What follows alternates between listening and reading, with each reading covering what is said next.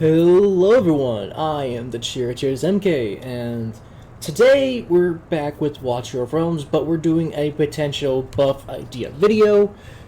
I might be doing more of these for individual characters to do a little more of a breakdown of like kits and also what I can suggest on upgrading their kits to be for potential ideas.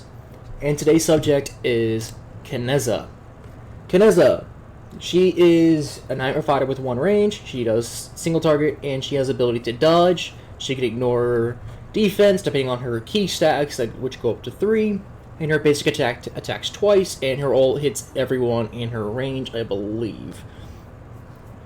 Though, issues with Kineza, she is absolutely worthless late game and end game.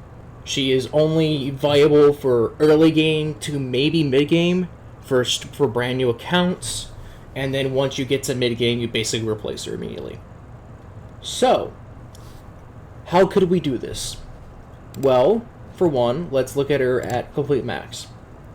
She gets around 1966, HP, which is not super high to my knowledge.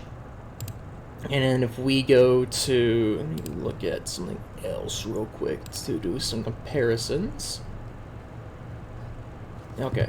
She has above average HP, she has above average attack, above average defense, and average magic defense. Her cost is good, her block is fine, and her attack interval is slightly on the slower end for fighters. So, how could we rectify this? Well, an easy idea is to, well, increase her HP in attack, you can say by 10%. That's an easy start. Though, her basic attack can stay one enemy 2 times. That is perfectly fine. It can still go up to 60 like it does. My main thing I'm thinking on is leaning more into keeping the dodge and changing how the key stack work. So, her talent is she has a 25% chance to gaining 1 key, and whenever she triggers a dodge, she's also guaranteed to gain an additional key. So, let's take the key stacks, which go up to 3, and if you get max, you get regenerate 50 rage instead. Let's increase this to 6. The key can go to 6. It's an easy change. The basic attack can stay the way it is, and triggering the dodge can stay the way it is. And the way you consume the key with the ult can also stay. However, with Zen Evasion here, this is something that we would change. So, basically, she would start with 2 key when you deploy her. That's an easy start. And then, as she gains stacks of key, she gains a buff that's undispellable called Steadfast. That's just a placeholder we are just doing. And for each stack of Steadfast, which goes up to 6, and you do not gain any when she is deployed. You have to gain those over the course of the fight. For each stack of Steadfast, she has a 5% chance to dodge, and increases her attack speed by 25. So at max stacks, which is 6, gives her a 30% chance to dodge, and also gives her a 150 increase attack speed. I believe that's how it goes. You can also reduce that to maybe, say, 10 to 15 attack speed as well. You could reduce that. And these stacks do not go away. They are permanent once you get to 6 stacks. With the key, and so that's one thing that can absolutely help her, give her a high chance to dodge outright, because 15% chance at max level is not good, and 100 attack for an extra 5% is not good either. So that means she's sitting around 20% just normally, which is not good. Giving her up to 30 is fine, and then as we continue on, we can get that even higher. Let me adjust myself. And so the key shatter, which is an interesting thing, this can remain the same. Or this could say, it could It could provide, depending on this absolutely stay the same. It's perfectly fine. Or you could increase the ignore defense higher, because currently at one stack it goes to 15%, and in turn goes to 45. So increasing it to 6, you can, if it's at max stack, if you have max key, you can just ignore all defense. That could be fine. Or cap it up to, like, let's say 60%. That could work too. 60, 75, which is a perfectly reasonable number. Now with the ult, this is something that I think should be changed. Now the range is fine. The range can remain the same. It still consumes all ki, and with each stack it deals more damage. That can remain the same. It could be for each stack you gain an additional 25% increased damage, and for each stack you gain additional benefit. So 1 and 2, it still remains the power, but once you hit the 3, she is granted an attack buff for 5 seconds. About 25 to 30% attack increase for 5 seconds. At 4 stacks, she provides she puts a attack reduction onto all enemies hit for 5 seconds. It could be like a 30-40%, give or take how you want to do it.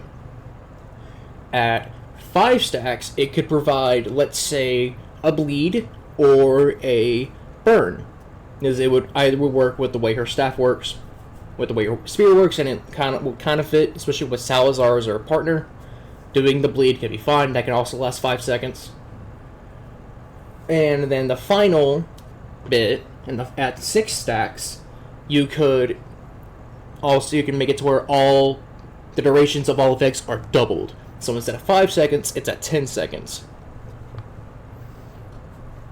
And in turn, this could give her some more versatility, and also allow her to be better in some of the forms of content. It gives her a form of DOT. It gives her some viability in, let's say, Guild Boss 2, and potentially Guild Boss 1.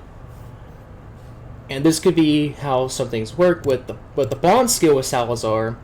Makes it to where it deals more damage, but this can also say for every 2 stacks of ki, whenever you use the Surging Roar, it could go, instead of just increasing the damage, it could go, let's say, providing more utility for her.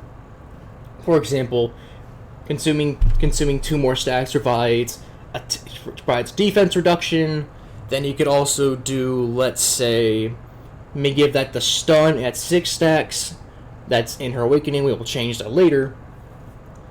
And then at 4 stacks, you could have her to where that she gets a shield for up to a percentage of her health, or you could do something else that's kind of similar, or maybe gives all of her allies around her an attack buff. That could work too. For the awakenings, the awakened one can remain the same. It could absolutely remain the same, because getting up to 18% HP per second for each stack would be good, and will make her have high versatility. But you could also say increases defense by maybe say 3% or 4%. So you can do something as well to make her kind of tanky. The Awakened 2, instead of crit damage, it could be crit chance. It's another thing you can do. Or it could just remain a crit damage, either works. At Awakened 3, this is something that would absolutely be changed, and same with the Awakened 5. Awakened 4 is fine. It's fine. This could also be changed to Defense Pen, but that's honestly, the Rage Attack 2 is better. With the Awakened 3, this could be for every enemy hit, you have a 50% chance to gain a stack of ki. And so you can immediately get all your ki back if you hit enough enemies. Now with the Awakened 5, you would increase your stacks of ki by 3. So instead of 6 stacks, she would go to 9. Which in turn allow her dodge rate to go to 45% and allow her ult to do a lot of damage. And And this would be to where that she could potentially out heal almost everyone in the game, because instead of 18%, it'll go to 27% of her max health per second. Or if you could probably reduce the healing to compensate. Either could work, I guess. But giving her this would also allow her to have a lot more versatility, be a large, heavy-hitting AoE character in her ult, and heavy-hitting single-target damage. Give her a very good durability on surviving a lot more often than she already can, because she can barely do it to begin with. This, in turn, would give her a lot more versatility and potentially put her in some more late to endgame content. But these are just ideas, and I want to know what other people would say in the comments below. We can get some discussions going, and tell me if you'd agree or disagree on any part of her kit, any changes I recommend, or if you have any changes that you would recommend. So if you all would, either way, if you would like, comment, subscribe, and potentially share this around, so maybe Moonton could see it, and in turn, it could probably get them some ideas to buff this character. Thank you all for watching, and I will see you all in the next video.